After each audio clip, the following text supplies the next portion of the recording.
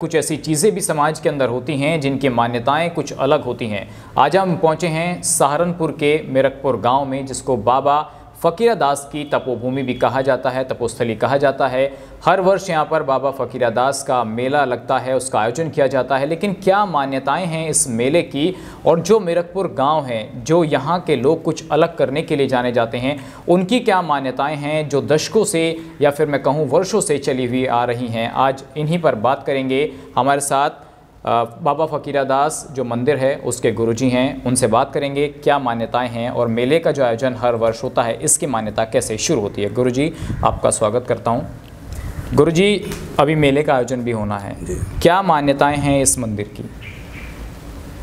इस बाबा फ़कीरादास की तपोभूमि की ये मान्यता है कि यहाँ पर जो भी व्यक्ति बाबा फ़कीरादास जी की परंपरा का अनुपालन करता है वो जीवन में सुख शांति आनंद का अनुभव करता है, क्योंकि बाबा फ़कीरादास जी ने एक ऐसी परंपरा का प्रादुर्भाव किया जो कि वैदिक सनातन धर्म में सबसे महत्वपूर्ण स्थान रखता है। सात्विक आहार और विहार और विचार की परंपरा डाली और 1610 ईस्वी में बाबा फ़कीरादास जी यहाँ तपस्या करके और यहाँ के ग्रामीणों को एक संदेश दिया कि जो भी व्यक्ति, जो भी भक्त प्याज, लहसुन, मांस, मदिरा और सभी प्रकार के तामसिक वस्तुओं का सेवन नहीं करेंगे वे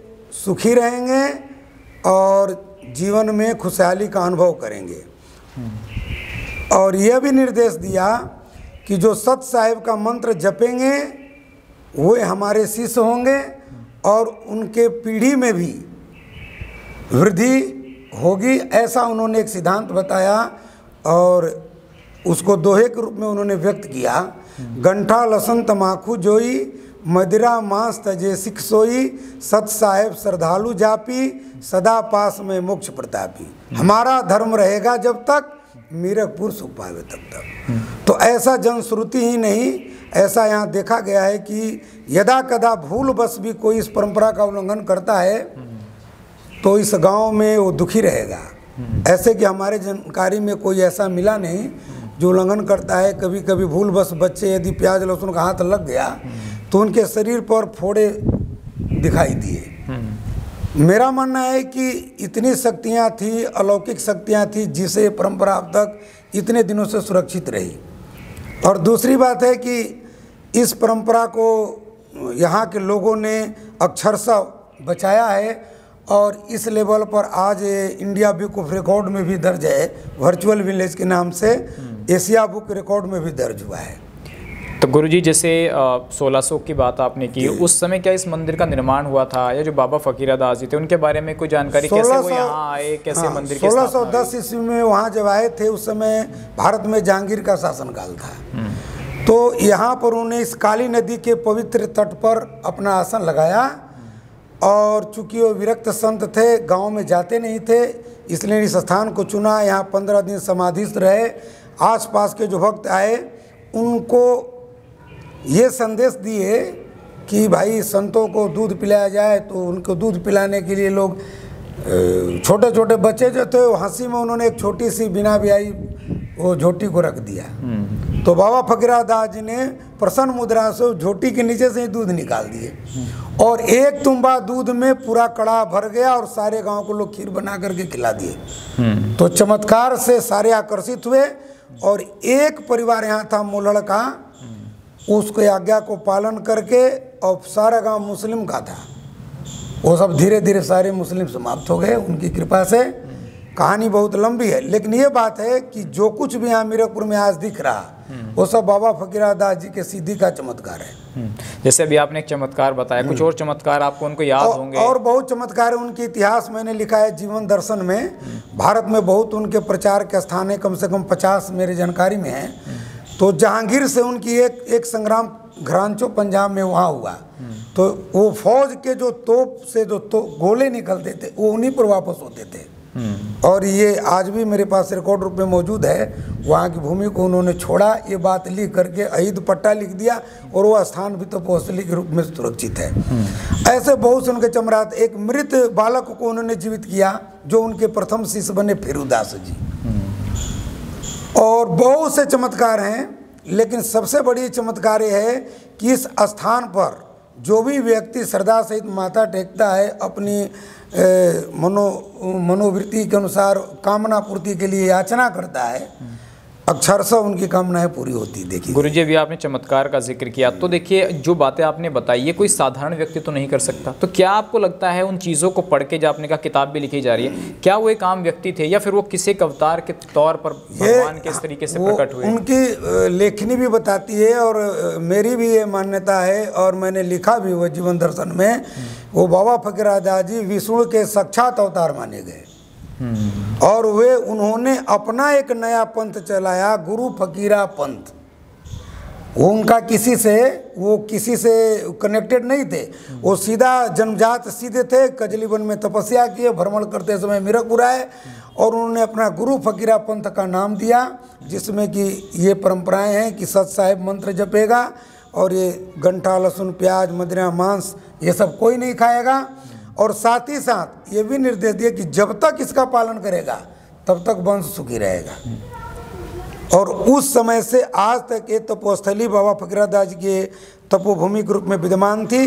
बाद में मेरे आने के बाद में यहाँ पर बहुत से ये निर्माण हुआ, जो अभी ये साला आप देख रहे हैं, यहाँ पर सत्संग भवन देख रहे हैं, और जो यहाँ पर ये विस्तार हुआ है, ये सब बाद में मेले के दिन फाल्गुन कृष्ण पक्ष 10वीं तिथि को फकीरादास जी यहाँ आए थे। उसी अवसर पर यहाँ मेला लगता है, सभी लोग देसी घी के हलवे का प्रसाद बनाते हैं, चढ़ाते हैं, और वो धीरे धीरे छोटे स्तर से होते होते अब कम से कम पूरे भारत में विख्यात हो गया, और भारतवर्ष के सभी राज्यों के कम से कम लोग यहाँ पर पदार्पण करते हैं, और वही परंपरा आज तक अक्षुण्ण है। मेरा नाम स्वामी रघुवीरानंद है। मैं बाबा फकीरादास के इस सिद्धांत को इस संसार में फैलाने के लिए मैं कटिबद्ध हूँ, और मेरा ये मानना है कि इस संसार में जितने भी भाई और बहन रहते हैं, यदि बाबा फकीरादास जी के परंपरा का अक्षरशः पालन करते हैं तो उनका जीवन सुखी रहेगा, आनंदमय रहेगा, शांतिमय रहेगा, और संसार के लोग वैदिक सनातन धर्म के अनुसार जीवन यापन करते हुए पूर्ण नशा मुक्त होकर सात्विक आचार विचार को मान करके और भारतीय सभ्यता और संस्कृति के संवाहक और पोषक बनेंगे।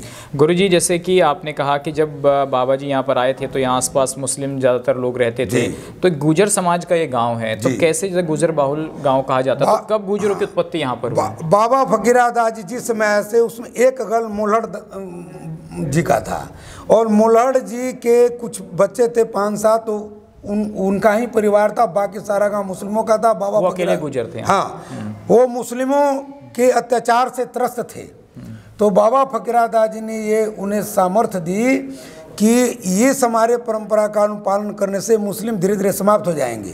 फिर जहांगीर उनको पकड़ कर ले गया, जेल के अंदर गए, रात में जेल के ताला अपने आप खुल गए, वापस मिरकपुर आ गए। तो सूक्ष्म सिद्धियां, पर काया प्रवेश सिद्धि भी उनको हस्तगत थी।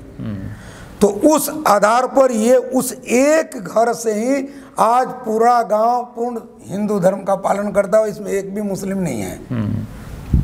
तो गुरुजी, जैसे आपने बताया कि लहसुन, प्याज, हुक्का, बीड़ी, इन तमाम चीज़ों से यहाँ का जो व्यक्ति है वो दूर रहता है। क्या कुछ ऐसे उदाहरण सामने आए हैं कि जिन लोगों ने इस तरीके से इस परंपरा को तोड़ा है तो कुछ नुकसान, कुछ हानियाँ उन परिवारों को हुई? हमारे जानकारी में यहाँ का कोई आदमी ऐसा नहीं जो परंपरा को तोड़ा है, लेकिन भूल बस कहीं ऐसे देखे गए हैं कि जैसे हाथ लग गया बच्चों के, यहाँ की कन्याएं हैं जो बाहर शादी होती हैं, उनके बच्चे भी नहीं खाते हैं, उनके हाथ लग गए, उनके अंदर ऐसी स्थिति होगी, स्वास्थ्य खराब हो गया, और जो कार्य करते हैं उसमें बहुत सी अड़चने आती हैं, शारीरिक स्वास्थ्य खराब हो गया, फोड़े पड़ जाते हैं, सबसे मेन बात है। तो फिर यहाँ की एक परंपरा है कि जो गुरु जी का यहाँ पर एक स्मृति चिन्ह पंजा रखा है जी। फकीरादास जब यहाँ से जाने लगे तो मुल्हड़ कहे कि सरकार हम आपकी याद कैसे करेंगे, तो उन्होंने एक पत्थर वहाँ बगल में पड़ा था, उस पर निशान लगा दिए, तो हाथ का निशान पत्थर में आ गया, गड्ढा पड़ गया, वो भी यहाँ मौजूद है सामने इस तपोभूमि पर काले पत्थर के रूप में। उस पंजे को जल को धो करके जो उनकी स्तुति करके उसे छींटा मारता है वो खत्म हो जाता है। लेकिन एक ही जब बहुत बड़ी बात है कि जो लड़कियां यहाँ से ब्याह कर दूसरे गांव में जाती है, वहाँ तो ये परंपराएं नहीं होती है, तो क्या वो लड़कियां भी इसका पालन करती हैं? मेरी जानकारी में अपवाद को छोड़कर सभी लड़कियां जिस दिन शादी होता है उसी दिन उनके यहाँ से प्याज लहसुन समाप्त हो जाता है, और मेरे जानकारी में अक्षरशः पालन करती हैं। इससे वो धीरे धीरे विस्तार को प्राप्त हुआ और उनके भी सारे लोग मेले के दिन आते हैं, इसलिए मेला बृहद रूप ले लिया। हर घर में बताया जाता है कि त्योहार मनाया जाता है, और मेले के दिन हर घर में जितने भी उनके रिश्तेदार संबंधी इष्ट मित्र हैं सभी को आमंत्रित करते हैं। प्रत्येक घर में भंडारा चलता है और सभी लोग यहाँ पर आते हैं, बाबा जी पर प्रसाद चढ़ाते हैं, गुरु महाराज पर आशीर्वाद लेते हैं, अरदास करते हैं और उत्साह के साथ त्यौहार को मनाकर वापस जाते हैं अगले दिन। ये यहाँ का परंपरा का नियम है। और यहाँ के भी जो साधन करने वाले जितने भी संत महात्मा हैं और जो आते भी हैं, वो भी बाबा फकीरादास जी की भूमि पर उनका अपना अनुभव है कि साधना में अबाध गति से वृद्धि होती गई है। और मैं इसका खुद ही प्रमाण हूँ, प्रत्यक्षम किम प्रमाणम। मेरे जीवन का शुरुआत और प्रारंभ भी इसी तपोभूमि से हुआ, तो इसलिए मैं यहाँ इस भूमि को अपना जन्मस्थली मानता हूँ, आध्यात्मिक जन्मस्थली मानता हूँ। और इसलिए इस भूमि का नाम सिद्ध कुटी दिया गया कि यहाँ पर सिद्ध का तपोभूमि है और यहाँ पर आने वाले साधन करने वाले लोग भी सिद्धि को प्राप्त होते हैं, इसलिए इसका नामकरण सिद्ध कुटी कर दिया गया। तो मेरे दो अंतिम सवाल हैं गुरुजी। एक सवाल ये है कि जितनी मान्यताएं आप बता रहे हैं, जो हम क्षेत्र के लोगों से लगातार सुनते हैं, क्या कुछ ऐसे चमत्कार इस मंदिर से हुए हैं कि कोई अरदास फरियादी यहाँ आया हो और उसको इन तमाम चीज़ों का, भक्ति का उसको लाभ मिला हो? आपके जीवन में ऐसे कुछ उदाहरण? ऐसे बहुत लोग हैं। और गृहस्थ जीवन में जितने भी भक्त आते हैं उनके बहुत से घटनाएं ऐसे मुझे याद है, जो ये मानकर मन्नत मानकर जब जाते हैं अपनी मुराद मांगते हैं पूरी होने के लिए, तो दोबारा उस मेले पर आते हैं, अपनी घटना को बताते हैं कि जहां असंभव लगता था वो तत्काल संभव हो गया वहां जाने के बाद। बहुत से लोग आते हैं, तो इसलिए ये धारणा बनती गई और यहाँ ये प्रसिद्धि का कारण यह भी बना। जो लोग सनातन धर्म को मानते हैं, हिंदू संस्कृति रीति रिवाज को मानते हैं, हमारे जो दर्शक हैं, उनको आप क्या संदेश देना चाहेंगे बाबा फकीरादास की इस तपोस्थली से? मैं ये संदेश देना चाहूँगा कि बाबा फकीरादास जी के इन नियमों का जो भी मनुष्य पालन करेगा वो सदा सुखी रहेगा, आध्यात्मिक रूप से भी, भौतिक रूप से भी, शारीरिक रूप से भी और मानसिक रूप से भी। इसलिए मेरा अपना इस पर खोज है कि मेरे इस संसार रूपी धरातल पर निवास करने वाले समस्त भाई और बहन यदि आहार को शुद्ध और सात्विक बनाकर बाबा फकीरादास जी के इस सिद्धांत का पालन करके, सत्साई मंत्र का जाप करके, जो अपने भीतर अंतरात्मा को देखने का प्रयास करेगा, वो अपने ही भीतर सुख शांति आनंद का अनुभव करके परमात्मा को प्राप्त कर सकता है, जिससे उसका जीवन आनंदमय और शांति में बन सकता है। सुख दुख के झमेले उसके मन को प्रभावित नहीं करेंगे और संसार में वो स्वस्थ मस्तिष्क से एक दूसरे को संदेश देते हुए और वैदिक सनातन धर्म का प्रचार करते हुए जीवन व्यतीत कर सकते हैं। चलिए गुरुजी, आपका बहुत बहुत धन्यवाद हमारे साथ जुड़ने के लिए। गुरु फेरुदास की, सिद्ध कुटी की, भक्त और भगवान की सत साई। तो ये थे गुरुजी जिन्होंने मंदिर और इसकी स्थापना और इसकी मान्यताओं के बारे में हमें बताया। आज के लिए बस इतना ही। नमस्कार।